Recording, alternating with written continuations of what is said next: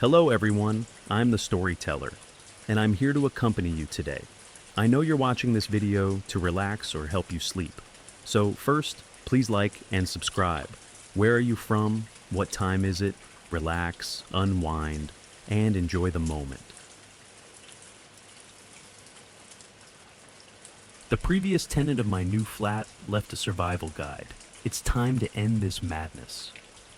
When I saw her out the window, garden shears being gripped by both hands and a maniacal expression on her face, I just stood still. I was frozen to the spot in shock. I felt no pain at all from the burn on my face. Everything was numb. The relief of eradicating the imposter neighbors and the joy at finding a friend in Derek was hacked away in an instant, just like every leaf from my shrubs. Why would she do this? What had I ever done to her? Every question possible crossed my mind. I could feel the frustration bubbling inside me. Everything about this place just threw up question after question, and for every answer I got, there were 10 new questions waiting to be asked. At that moment in time, though, only one was truly important. How did Prudence know? I thought about Terry and our telephone conversations. I didn't want to think that the sweet lady I thought Terry had turned out to be would do that, but it did cross my mind. I thought of Ian the postman. I'd had bad vibes from him for a while.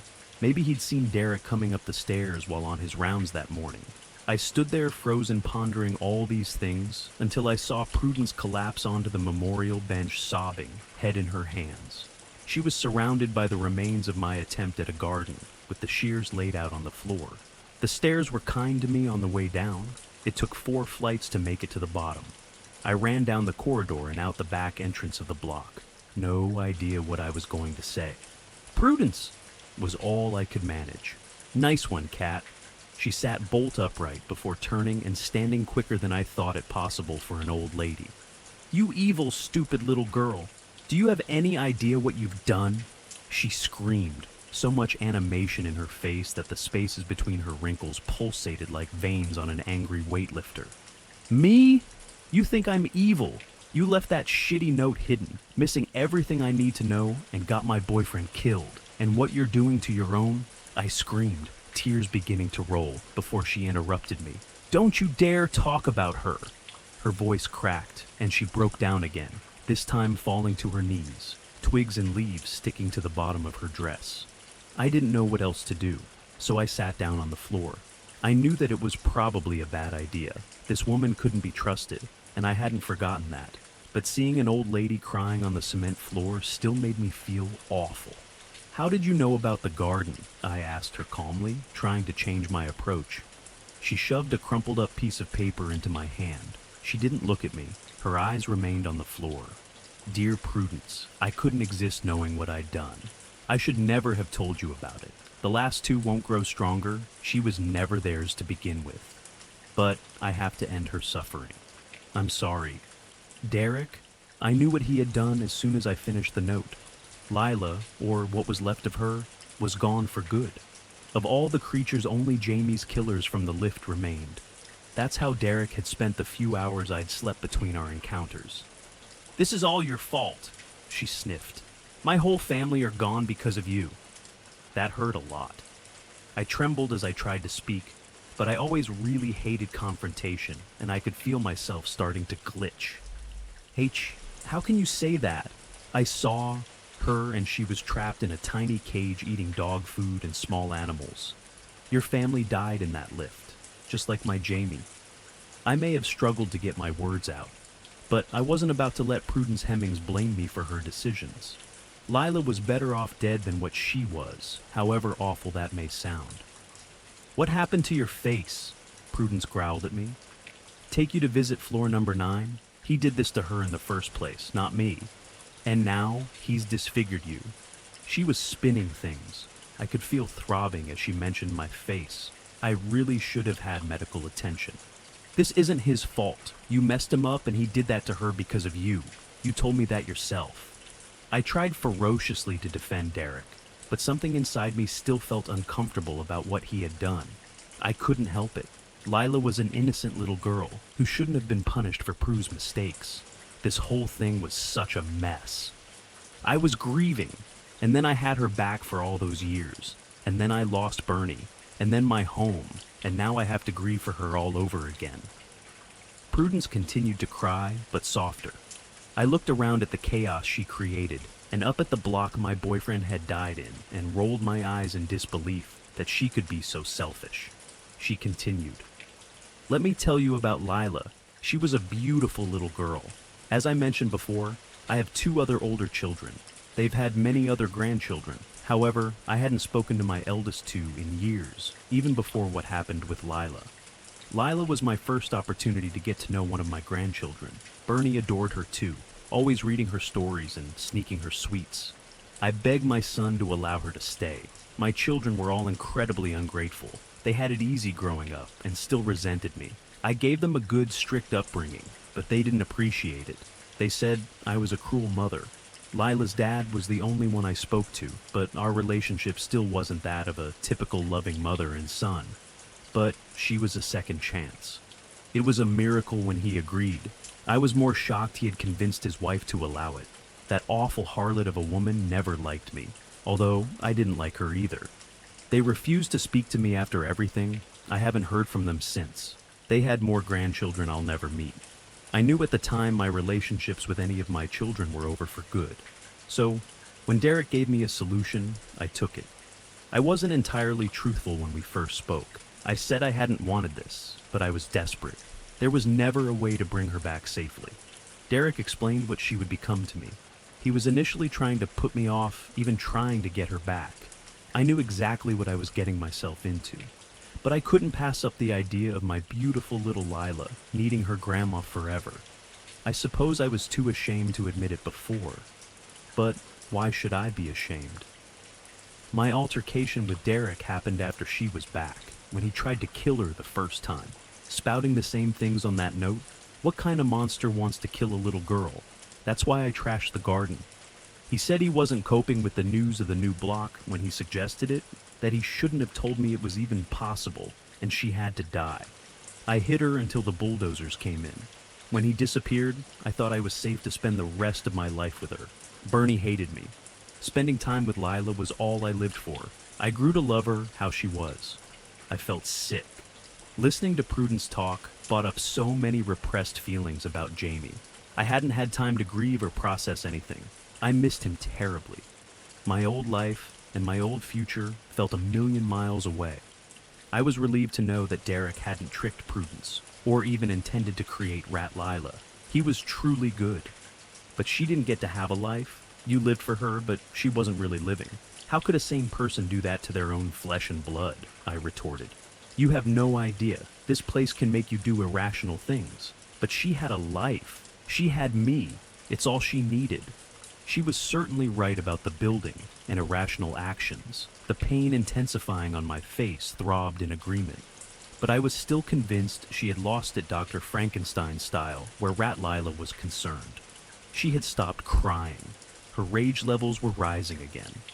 I tried to tell her that it wasn't really the child she'd known, but she seemed to have grown an entirely new attachment to the creature that replaced what she lost. Every rational argument I gave was met with increasing levels of screaming. She got less coherent as she went on. The argument was going nowhere. We went back and forth for what felt like forever. After a while, she started to get closer to me. We had both stood up by this point, and despite her haggard and frail appearance, Prudence was truly frightening. She looked unhinged. Her words were no longer going in. I was overwhelmed and had too many thoughts rushing through my mind to process her ranting. I took a few steps back, clearing a small distance between us. By this point, out of the corner of my eye, I could see neighbors and windows of the block, watching the altercation outside. Prue's screaming had brought a lot of attention. It was bright and I couldn't see well, but I turned to scan the windows and did recognize Eddie and Ellie watching from their bedroom, trying to wave at me. They frantically waved and pointed. I tried waving back and gesturing to them, but they kept pointing at me. Why were they pointing? Then I heard it. The garden shears scraping against the ground as Prudence picked them up and charged towards me. You ignorant little bitch! You aren't even listening. You don't deserve my home. You killed her. The twins had been telling me to turn around. I shouldn't have taken my eyes off her. Luckily, unlike my earlier shock when I had first seen her, I didn't freeze. My fight or flight instincts kicked in, and I ran faster than I ever have before. I burst back into the building and heard neighbors on the bottom floor lock their doors in a symphony of bolts clicking. I couldn't blame them. Prudence wasn't far behind me, and I wouldn't want to take her on in her current state if given a choice. But it didn't stop me pounding on their doors begging someone to call the police. Although something told me that, in this building, that wasn't going to happen. I ran up the stairs, still being followed by her. By the second floor, most were still locked, but a few had come out of their homes, armed with a variety of heavy objects. Even in a crisis, I couldn't fault the community spirit here. I ran another flight of stairs that became two, but still lead me to floor 3 and then to the back of the corridor. I pounded on Terry's door. My heart was racing, but when I turned, Prue was nowhere to be seen. I was hoping the people who came out on floor 2 had stopped her, but something was odd. I hadn't heard any commotion. This wasn't the end of it. Eddie and Ellie hugged me tight as Terry let me in and bolted the door shut quickly behind me. I told her about what had happened. She couldn't believe what Prue had done. It turned out no one knew about Lila. I was edgy for the first hour, but Prue had disappeared. Terry helped to clean up my burn and put some cold compress on it. She offered to take me to the hospital, but I couldn't. I was too shaken up from what had just happened. I couldn't face trying to explain how I'd sustained my injuries, and I still hadn't reported Jamie missing. He still hadn't had any messages from his family, and work had given up calling, but his friends had started. They were harassing me non-stop, but I had been too distracted to come up with a decent lie. It had been a week since I moved in, and it wouldn't be long until people realized something was seriously wrong. My conversations with my family had been short, with me insisting they didn't visit until we were unpacked and set up. On top of a murderous old lady and an untold amount of abnormal issues, the real-world problems were starting to creep up on me. I sat with Terry for hours, drinking tea and chatting to her. It started to get dark, and Eddie and Ellie came into the living room after playing in their room for a while. The voids replaced the big brown puppy dog eyes again, and their claws looked especially sharp, but to me, they were still adorable. Their transformation prompted me to head back to my flat. It was late. I needed to work out what to do next and how to dig myself out of this giant hole. I couldn't just keep planting gardens. I needed to do this myself. I wandered up the stairs. They went on for a while, but nothing too horrific. I passed the man on floor 5, nodding politely and continuing my ascent. I wondered if he'd received the letter of concern yet. He was a little unsettling. When I got to my floor, Mr. Prentice was making his animal noises again. I smiled, which hurt my face. After all the madness, I was starting to find the seemingly benign horrors of this building oddly comforting. I reached my flat and turned the key in the door before bolting myself in like Terry had. I could feel something wasn't right the moment I entered. The flat was in chaos, which was nothing new, because we had only moved in a week ago and I had been too preoccupied to unpack. But things were out of place. The organized chaos wasn't how I'd left it. Then she strolled out of my kitchen. Prudence Hemmings. She was carrying a large carving knife in her left hand this time. She had prepared for her attack. She smiled at me and lifted her right hand, jingling a set of keys that she had entered with. I turned to unbolt the door, but she grabbed me from behind before I could turn the handle to open it and held the knife to my throat. "I will kill you for what you've done," she whispered into my ear. Without a second thought, I leaned forward just a tad and swung my head back as hard as I could. I couldn't believe that it worked, but I must have broken her nose. Prudence dropped the knife and clutched her face, blood streaming between her fingers. I went to grab the knife, but she was closer and doing the same thing. I had no other option but to run again. I grabbed the door handle and turned it to exit the flat as she tried to stab me. I was mostly out the door, but her arm was close enough to reach my side, and I felt the knife pierce the side of my torso. I was in searing pain, but I didn't stop running. As I stepped outside my flat, I could still hear Mr. Prentice's noises flooding the entire hallway. It gave me an idea. I ran towards his door, Prudence stabbing at me frantically with blood gushing from her nose. A few got me as I stopped outside flat 48. The pain was awful, and I could feel myself starting to drift out of consciousness. I was losing a lot of blood. I would give my last breath to end Prue. So, running on nothing but adrenaline, I knocked hard on flat 48 and shouted, "Mr. Prentice, can you help me?" It was a shot in the dark. I didn't know what would happen, but I had to try something. She had stopped stabbing at me. She was enjoying watching me bleed out slowly from the wounds she had already inflicted. I was incredibly weak, and I lost consciousness not long after that. But before I did, I heard heavy clunking from the inside of flat 48, chain locks being released and bolts being undone. I watched with blurry vision as a large creature that I can only describe as a cross between a bull and a wolf charged out of the flat and trampled the old witch to death. I heard her bones crunch just as slipped away. I woke up in the hospital a day later. My parents were there, as were the police. Apparently, I had been found just outside the tower block, with my handbag missing, by a neighbor who had been watching from a window as it happened. The police told me that the person had seen the mugging out of their window. They had seen two men approach me and Jamie, splash something in my face, attack us. And when he tried to fight back, they bundled my boyfriend into a car, which the police had been searching for to no avail. He was officially missing. I was baffled, but grateful that Jamie's disappearance wouldn't be blamed on me. I went along with it and made out that he had ghosted work to enjoy our first week living together. I had been stabbed 4 times, but thankfully in all the right places, if there is such a thing as the right place to be stabbed. I lost a lot of blood, but I was going to be fine. They were all shallow. They assumed my burns were chemical and happened during the mugging too. The police promised to keep us updated, but they still can't find the car. They never will. I wish the story the police had been told were true. It left some hope for Jamie. My parents weren't keen on me returning to the flat after what happened. They said the area was too rough and that I was living proof it wasn't safe. They offered to collect my stuff for me. I insisted though, told them that I wanted to see how I felt and they couldn't force me not to. I was released from the hospital 2 days after I woke up in there. When I arrived at the flats, it was strange. It felt like home. Despite everything, something about this place drew me to it. I took the lift for the first time since Jamie had died. I had to. I wasn't recovered enough to conquer too many stairs just yet, and I couldn't guarantee they'd be kind to me. I smiled at the lack of a button 9 and winced at the thought of the creatures. As I reached my corridor, I saw Mr. Prentice walking along with his newspaper and milk in a bag. He turned to me and smiled. "I wasn't sure you'd come back. It's nice to see you're up and walking." He made small talk as if I hadn't seen him literally trample a woman to death a couple of days prior. The whole experience had been so disorienting that I started to wonder if I really had been mugged and had dreamed the note and everything that's happened since. Then he said something that confirmed everything was real.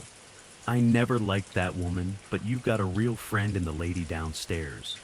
He winked at me and turned the key in his door. I got into mine and sat down on the second-hand sofa. I felt empty, but relieved. With Prue and the imposter neighbors all gone, the only threat left were the creatures in the lift, who were only a threat between 111 and 333. Maybe I could start to live a semi-peaceful life in this place. Terry knocked on the door, my handbag, that I had left at hers before Prue attacked in my flat, on her arm. Mr. Prentice was right. She was a good friend. I thanked her for what she'd done and for what she'd told the police. She said it was pure luck that she found me. She had been walking up to return the bag and found me and Prue sprawled out on the floor. I asked what happened to Prue's body, and she just pointed in the direction of flat 48. "He was eating it," she said.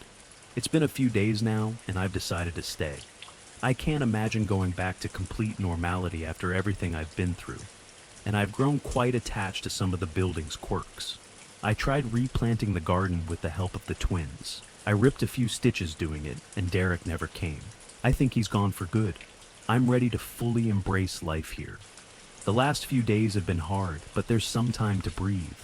Along with the time to breathe came the time to grieve, and I've been grieving badly for Jamie. This leads me to the last thing I have to tell you. Last night I laid in bed, plagued with thoughts of Prue and everything that had happened, but what I couldn't get to leave my mind was how much happiness it brought her to have Lila back. It infected every part of my thoughts. I know you all warned me not to, but I did it. I repeated the ritual. I haven't caught him yet, but I've heard the scratching. Jamie's back. And that's it for today. Thanks for listening. If you enjoyed this video, be sure to like it, subscribe, and leave a comment letting me know what you think. Relax, unwind, and get some sleep. See you in the next video.